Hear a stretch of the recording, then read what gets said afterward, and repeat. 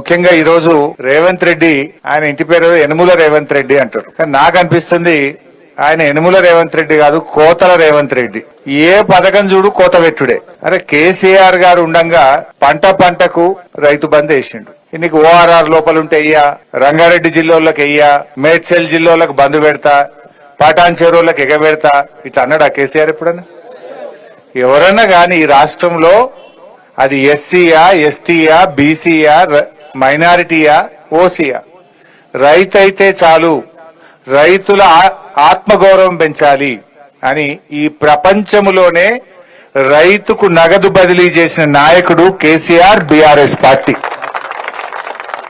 రేవంత్ రెడ్డి వచ్చినాక ఇప్పుడు ఏమంటుండు, నేను పటాన్ చెరువు మీద, ఆయనకు నాకైతే అర్థం కాలేదు, పటాన్ చెరువు మీద ఎందుకు పగబట్టిండో నాకు అర్థమైతలేదు రేవంత్ రెడ్డికి. ఏం అన్యాయం చేసింది నీకు పటాన్ చెరువు?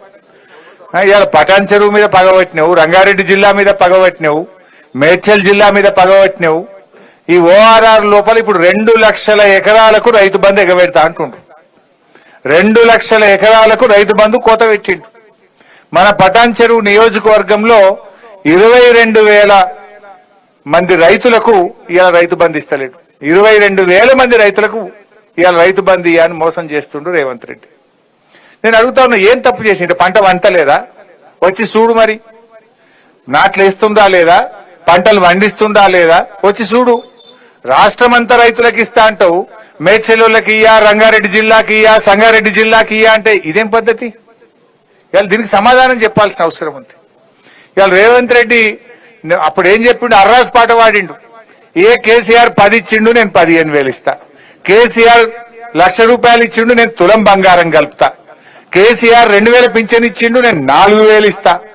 ఆశ చూపించిండు, అరిచేతిలో వైకుంఠం చూపించిండు.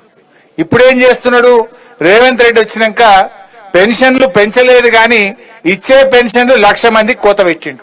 1,00,000 మందికి పెన్షన్ బంద్ అయింది ఇప్పుడు రేవంత్ రెడ్డి వచ్చినాక.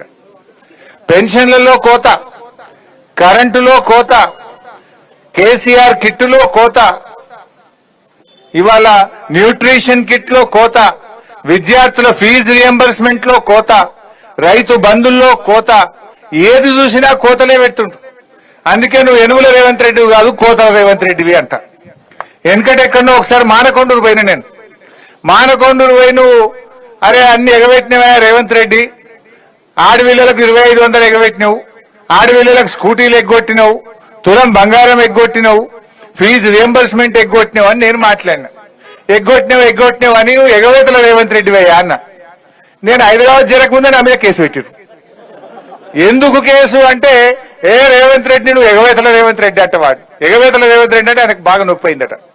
నువ్వు ఎగవేట్టినావు కనుక ఎగవేతల రేవంత్ రెడ్డి అన్న. ఇప్పుడు కోతలు పెట్టినావు కనుక కోతల రేవంత్ రెడ్డి అంటున్నా. ఇవాళ మళ్ళీ కేసు పెట్టడం ఏమో నాకు డౌట్.